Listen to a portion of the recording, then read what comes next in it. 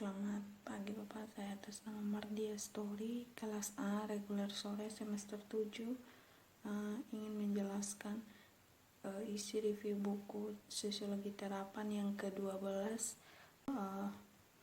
Media Sosial, Politik, dan Negara. Bab pertama dengan judul Berteori Media Sosial, Politik, dan Negara.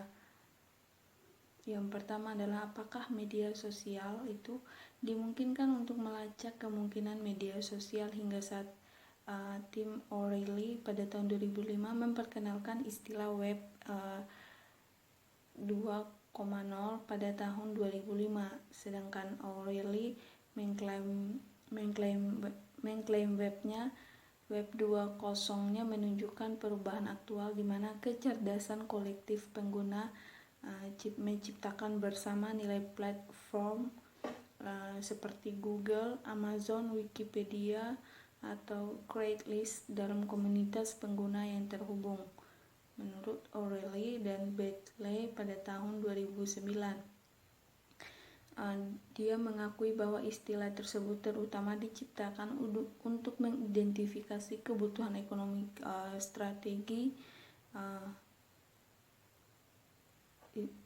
strategi untuk perusahaan internet setelah krisis .com, di mana meletusnya gelembung keuangan menyebabkan banyak perusahaan perusahaan internet yang runtuh. Jadi dia menyatakan dalam sebuah makalah yang diterbitkan 5 tahun setelah penciptaan penemuan daripada istilah web 2.0 yang bahwa kategori ini adalah pernyataan kedua tentang web, kedatangan dari web setelah kegagalan daripada .com pada konferensi yang dirancang untuk memulihkan kepercayaan pada industri yang telah kehilangan arah setelah .com bust. Dalam teori sosiologis terdapat konsep sosial yang berbeda seperti fakta sosial yang dimaksud oleh Emil Durkheim, sosial Max Weber, tindakan sosial oleh Max Weber, gagasan tentang kerja kolaboratif menurut Karl Marx, yang juga digunakan konsep kerja kolaboratif yang didukung komputer CSCW atau Ferdinand gagasan daripada Ferdinand Tönnies mengenai komunitas bergantung pada konsep sosialitas mana yang digunakan seseorang menjadi berbeda. Jawaban berbeda atas pertanyaan apakah web itu sosial dan apakah sosial adalah kualitas baru dari web. Kerjasama yang didukung adalah subjek dari rangkaian konferensi yang dinilai pada bulan Desember pada tahun 1986 dengan konferensi ACM pertama tentang CSCW di Austin, Texas. Diperlukan pendekatan teoretis yang mengidentifikasi berbagai dimensi bagian sosialitas seperti kognisi, komunikasi, dan kerjasama yang empiris. Konsep wiki juga bukan hal baru sendiri. Pengertian media sosial dapat dimajukan dengan mengidentifikasi 3 sosial proses informasi yang merupakan 3 bentuk daripada sosialitas itu, yaitu yang pertama adalah kognisi, yang kedua komunikasi, dan yang ketiga adalah kerjasama. Yang kedua adalah apakah masyarakat modern itu? Masyarakat modern didasarkan pada diferensiasi peran sosial, di mana dalam masyarakat modern manusia bertindak dalam kapasitas yang berbeda dalam peran sosial yang berbeda, dan mempertimbangkan contoh pekerja kantoran kelas menengah modern yang juga berperan sebagai suami, ayah, kekasih, teman, pemilih, warga, anak, dan juga tetangga. Katakanlah tidak ada dari berbagai asosiasi yang mungkin dia ikuti. Nah, dalam perbedaan peran ini manusia diharapkan berperilaku sesuai dengan aturan khusus yang mengatur berbagai sistem sosial yang membentuk masyarakat modern seperti perusahaan, sekolah, keluarga, gereja, klub penggemar, partai politik, dan lain-lain. Jordan Habermas pada tahun 1987 dan pada tahun 1989 menggambarkan bagaimana masyarakat modern membumi di lingkungan yang berbeda, di mana manusia bertindak dalam peran yang berbeda. Dia mengatakan modernitas itu menghasilkan yang pertama adalah pemisahan ekonomi dari keluarga dan rumah tangga, sehingga ekonomi modern berdasarkan upah tenaga kerja dan modal yang muncul. Yang kedua adalah munculnya ranah politik, di mana manusia bertindak sebagai warga negara, memilih, memegang pendapat politik dan lain-lain. Berbeda dengan sebelumnya sistem apik, di mana kedaulatan politik dikendalikan oleh raja, aristokrasi dan gereja. Ini termasuk pergeseran ekonomi menuju ekonomi kapitalis yang didasarkan pada kepemilikan pribadi atas alat produksi dan dalam logika akumulasi modal. Ekonomi mulai tidak lagi menjadi bagian dari rumah tangga pribadi, tetapi menjadi terorganisir dengan bantuan pasar komoditas besar itu melampaui satu rumah tangga. Ekonomi modern telah menjadi lingkungan pribadi masyarakat yang adalah relevan untuk umum. Menurut Habermas pada tahun 1989,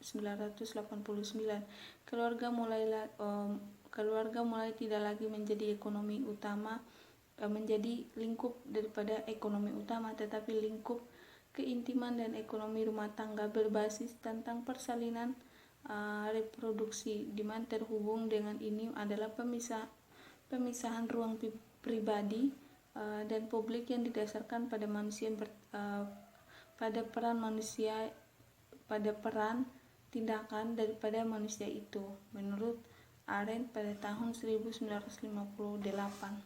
Yang ketiga adalah apakah negara ini, pemikir zaman modern dari Hegel hingga Habermas dan seterusnya memiliki serta menggambarkan munculnya masyarakat modern sebagai pelepasan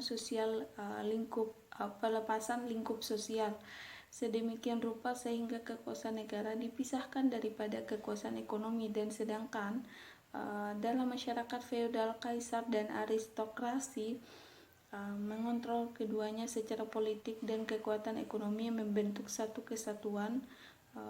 Masyarakat modern didasarkan pada perbedaan diferensiasi dari struktur sosial. Pertanyaan yang muncul untuk politik apapun teori yang ingin mengkonseptualisasikan negara adalah tempat menggambar batasnya antara apa yang merupakan negara dan apa yang terletak di luarnya. Ada yang jelas demarkasi negara dari ekonomi, meskipun ekonomi modern dan negara tidak hanya terpisah tetapi pada saat yang sama saling bergantung, dan jadilah bentuk kesatuan dialektis dalam keberagaman. Namun pertanyaan yang muncul adalah seberapa luas konsep negara akan dibangun dan di mana menggambar batas-batasnya.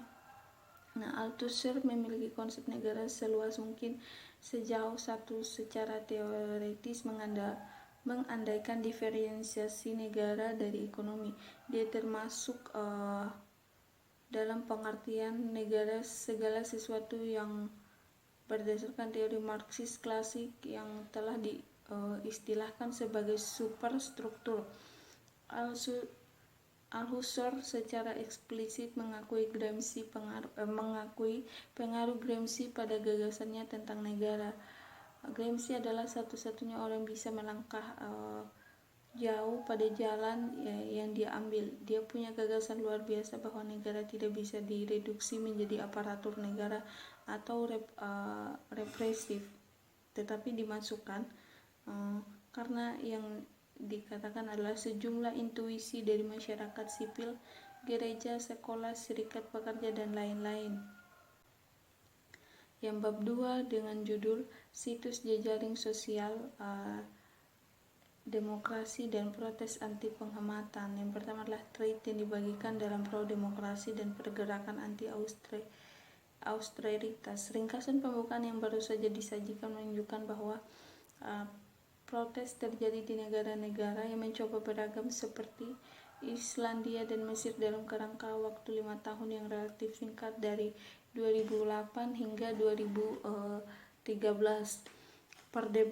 Perdebatan masih terbuka tentang apakah kita harus mempertimbangkan protes ini sebagai bagian dari bagian daripada siklus global yang sama, terutama jika mempertimbangkan siklus protes sebelumnya yang mengguncang dunia sejak akhir tahun 1990-an hingga awal 2000-an yang disebut Gerakan Keadilan Global.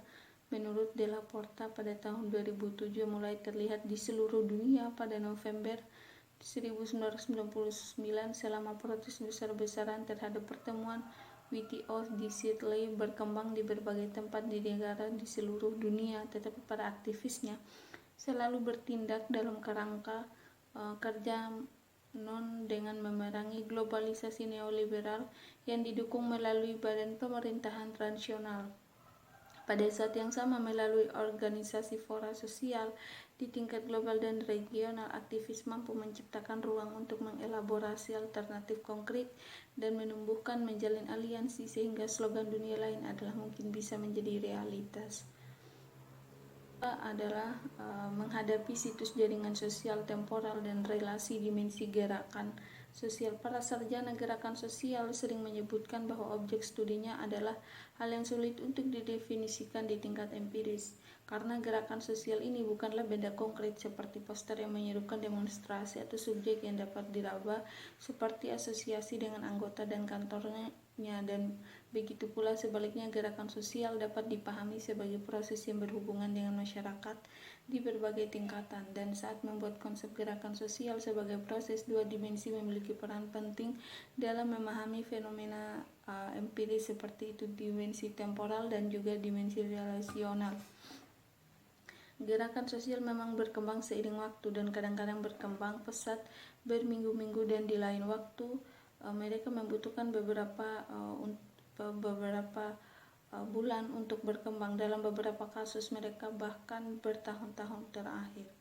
Yang bab 3 dengan judul Populisme 2.0, aktivisme media sosial yang generik, penggunaan internet dan interaktif, demokrasi langsung. Penggunaan media sosial sebagai Facebook dan Twitter yang paling dirayakan atas gelombang protes populer atau singkatnya gelombang populer anti penghematan dan politik anti kemapanan tahun 2011 sampai dengan 2013 yang dicontohkan oleh gerakan protes hal-hal seperti Occupy Wall Street dan Indignados, dan dengan munculnya pesta digital baru seperti gerakan Bintang 5 di Italia dan Partido 10 di Spanyol, seharusnya tidak dilihat sebagai langkah baru dalam evolusi linear aktivisme internet, melainkan penggunaan situs jaring sosial seperti Facebook dan Twitter sebagai platform organisasi, rekrutmen, dan mobilisasi dalam banyak hal merupakan perpecahan yang nyata. Dalam lintasan ini, pergeseran menuju penggunaan platform komunikasi komersial tidak hanya memungkiri motif praktis efisiensi seperti tujuan menjangkau lebih banyak orang, tetapi juga mencerminkan pandangan dunia yang berbeda dari yang meliputi politik radikal dalam beberapa dekade sebelumnya. Secara khusus itu memanifestasikan dan pendekatan itu menggarisbawahi gerakan anti globalisasi yang sangat menekankan kebutuhan untuk membangun platform otonom dan mandiri yang dicontohkan dengan berkembangnya situs berita alternatif sebagai intimedia dan alternatif penyedia layanan internet atau ISP. Dengan judul Anonim, Hacktivisme dan Politik Kontemporer. Anonim adalah gerakan jaringan yang berawal dari 4chan atau Striker pada tahun 2011, dan ini memiliki node berbeda yang diatur di sekitar IRC dan forum seperti Anonet, AnonOps, VoxAnon, AnonPlus, dan grup afinitas seperti Front Pembebasan Rakyat atau PLV, Lawsus atau Anti-Search. Anonet menjelaskannya tugas dengan cara berikut. Anonet, jaringan IRC anonim, ada untuk memungkinkan aliran ide dan komunikasi bebas tanpa takut pihak ketiga mengintersepsi, pemantauan, intimidasi atau paksaan, dan paksaan. Sejarah Anonymous hanya dapat diringkas secara singkat di sini untuk satu aksi kolektif pertama Anonymous yang direncanakan di 4chan adalah pemblokiran dan gangguan komunitas online remaja Hotel Habbo pada tahun 2006, di mana ratusan aktivis Anonymous memasuki komunitas pada saat bersamaan dan mengganggu tindakan normal. Juga di tahun 2006, kampanye menentang pembawa acara bincang-bincang di Amerika Serikat, Francis Hal Turner, yang dimulai di mana ceramahnya mengenai program radio yang terganggu data pribadi tentangnya diposting di internet, dan stasiun radio internetnya diblokir. Dan pada tahun 2008, video tentang praktik Scientology dirilis di YouTube. Scientology mengklaim untuk menghapus Anonymous mulai terlibat dalam menghapus video tersebut yang mengakibatkan Anonymous Project Kanologi melawan Scientology, dan ketika Anonymous mulai terlibat dalam kampanye semacam itu, menjadi umum untuk menggunakan saluran IRC sebagai alat komunikasi untuk koordinasi, menyusun dan mengatur aksi. Menurut Olson, pada tahun 2012 dan pada tahun 2009 Anonymous membuat situs web untuk mendukung protes pada Iran pada tahun 2009 dan 2010, dan menyerang komputer dari situs web lembaga pemerintah Australia tanpa kecuali hingga undang-undang sensor internet baru. Pada tahun 2010 Anonymous menyerang situs web tersebut menggunakan organisasi membela hak kekayaan intelektual seperti rekaman.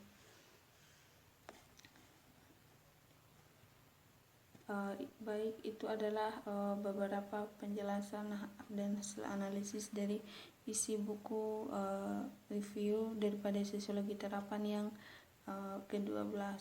Sekian, terima kasih, selamat pagi Pak.